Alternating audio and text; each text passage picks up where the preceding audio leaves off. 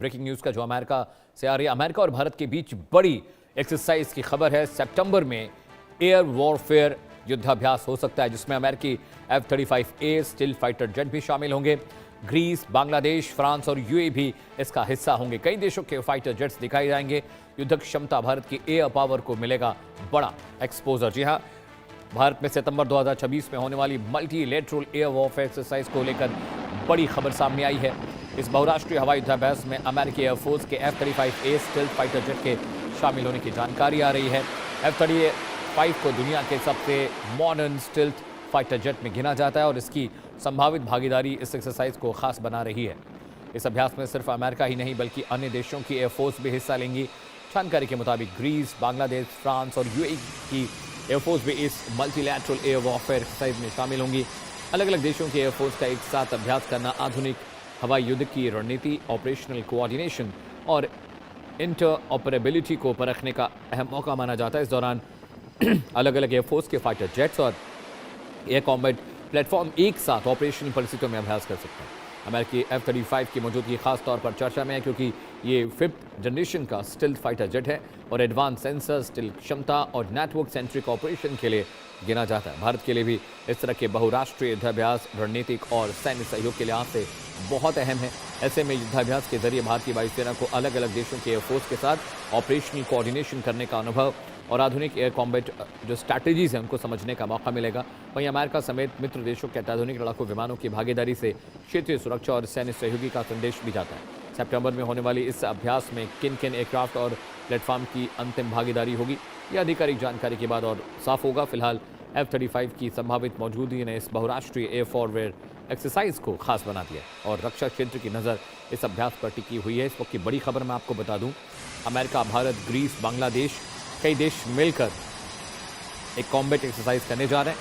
ये बहुत क्रूशियल है। ग्रुप कैप्टन यूके देवनाथ साहब मेरे साथ जुड़े हैं। सर, बहुत स्वागत है। जय हिंद। इस तरह की युद्धाभ्यास से सर कम से कम ये होता है कि जो नई टेक्नोलॉजीज़ हैं, जो कॉम्बैट ऑपरेशंस हैं और उनकी स्ट्रैटेजीज़ के बारे में हर देश का जो पायलट है, जो फाइटर्स हैं, वो जानते हैं, समझते हैं। तो ये कहीं ना कहीं उनके दिमाग को, उनके विजन को इन्हांस करता है सर। डेफिनेटली जब इंडियन एयरफोर्स ऐसी कोई एक्सरसाइज को ऑर्गेनाइज करती है, उसका मूल भाव ये होता है कि सभी देश आपस में एक दूसरे के इक्विपमेंट, एक दूसरे के टेक्निक, टेक्नोलॉजी और सबसे बड़ी बात है एक दूसरे के युद्ध लड़ने की जो तरकीबें हैं उससे सीखेंगी। अगर F-35 इस एक्सरसाइज के लिए आता है तो भारतीय पायलट्स के लिए बहुत सुनहरा मौका मिलेगा कि वह प्रैक्टिस कर पाएंगे कि F-35 जब आसमान में उड़ रहा है तो हमारे जो फाइटर विमान है जैसे सुखोई 30 है, मिराजेस है या तेजस, इनके जो एजिया रेडार हैं वो किस तरह से F-35 को पकड़ सकते हैं या नहीं पकड़ सकते हैं।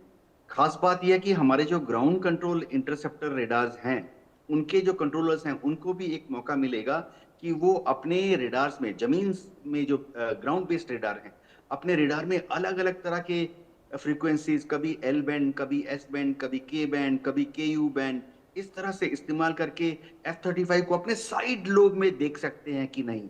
तो बहुत ही एक्साइटमेंट से हमारे ग्राउंड बेस्ड रेडार्स के जो कंट्रोलर्स हैं वो इस एक्सरसाइज का इंतजार कर रहे होंगे। जी बिल्कुल सर। F-35 अमेरिका का जो स्टील्थ फाइटर जेट है 5th जनरेशन, वो भी आ रहा है। तो क्या जो हमारे पायलट्स हैं, क्या उनको भी उस पर हाथ आजमाने का मौका मिलेगा? हाँ, देखिए एक कटसी होती है। ये देखना पड़ेगा कि F-35 जब आ रहे हैं कि उनका सिर्फ फाइटर वैरायटी आता है या उनका ट्रेनर वैरायटी भी होता है। सभी जो F-35 हैं उसके दो वर्जन हैं। एक है जिसमें सिंगल सीटेड कॉकपिट होता है और एक है 2 सीट वाला कॉकपिट होता है। तो हमें देखना पड़ेगा कि क्या 2 सीट वाला वर्जन आता है कि नहीं। लेकिन जाहिर बात है कि अगर F-35 वहां पर आया है तो हमारे पायलट जो हैं उसके अंदर बैठ पाएंगे, अलग अलग इंस्ट्रूमेंट्स का जायजा ले पाएंगे। सबसे बड़ी बात यह है कि हमारे जो इंजीनियर्स हैं और DRDO के साइंटिस्ट भी आते हैं, जैसे हमारे यहाँ पर एरोनॉटिकल डेवलपमेंट एजेंसी है, उनके साइंटिस्ट भी आते हैं। वो सब F-35 को बाहर से और कुछ हद तक अंदर से भी देख पाएंगे। एक और चीज जो है मैं बताना चाहता हूं कि F-35 अमेरिका हमें बेचने की कोशिश कर रहा है। अमेरिका बहुत कोशिश कर रहा है क्योंकि अमेरिका को लग गया है कि शायद भारत रूस से सुखोई 57 ले सकता है। तो एज ए कंपटीटर अमेरिका ने हमारे सामने यह प्रस्ताव रखा है कि भारत F-35 को ले, भविष्य में अपनी पांचवी पीढ़ी स्टेल्थ फाइटर विमान की रिक्वायरमेंट को मीट करने के लिए। तो ठीक है, हमारे जो टेस्ट पायलट्स हैं उनको एक मौका मिलेगा जहाज को अंदर बाहर से देखने का। हमारे जो साइंटिस्ट हैं उनको भी एक मौका मिलेगा जहाज की स्टेल्थ कैपेबिलिटीज को अध्ययन करने का। जी। सर, सोर्स कोड को लेकर हमेशा चर्चा होती है, अब चाहे वो रशिया हो, चाहे वो फ्रांस हो, चाहे अमेरिका हो। अगर F-35 सीरीज बेचना चाहता है अमेरिका, तो क्या ये मुमकिन लगता है कि सोर्स कोड शेयर अमेरिका करेगा? अ, देखो अमित, सोर्स कोड अमेरिका कभी भी F-35 का नहीं शेयर करेगा। जो अमेरिका ने अब तक 1000 F-35 बना लिए हैं और ये 22 से ज्यादा अमेरिका के मित्र देशों में उड़ रहे हैं। अमेरिका ने किसी भी कंट्री को सोर्स कोड नहीं दिया है। करते क्या हैं वो लोग कि अगर भारत में F-35 के रेडार या वेपन सिस्टम कंट्रोल कंप्यूटर को मॉडिफाई करना है, भारतीय एयर टू एयर मिसाइल या भारतीय air to ground weapon system को इंटीग्रेट करने के लिए, तो वो अपना एक सॉफ्टवेयर इंजीनियर भेज देते हैं जो कुछ दिनों के लिए भारत में रहता है।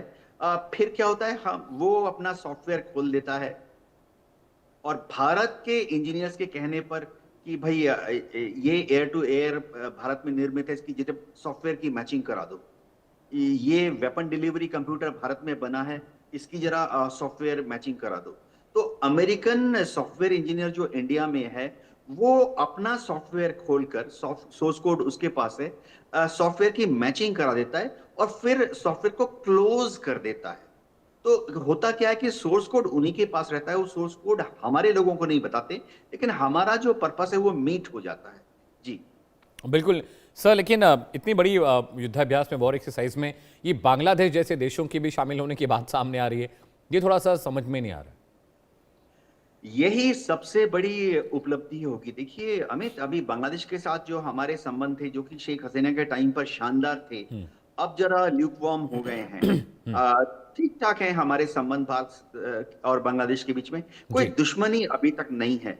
मैं बता देना चाहता हूं कि अभी भी बांग्लादेश की आर्मी, नेवी, एयरफोर्स के ऑफिसर्स इंडिया में ट्रेनिंग के लिए आते हैं और अभी भी हमारे जो आर्मी, नेवी, एयरफोर्स के ऑफिसर्स हैं वो बांग्लादेश में ट्रेनिंग के लिए जाते हैं।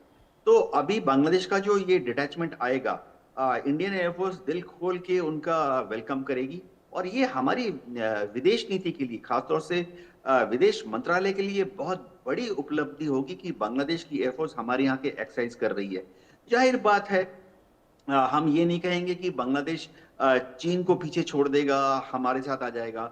हम ये भी नहीं कहेंगे कि बांग्लादेश पाकिस्तान को छोड़ देगा, हमारे सर साथ आ जाएगा। लेकिन देखिए, एक ऑफिसर टू ऑफिसर रेपो बनता है। सर जी। बहुत शुक्रिया देवनाथ साहब, इस खबर पर ज़्यादा तफसील से डिटेल बताने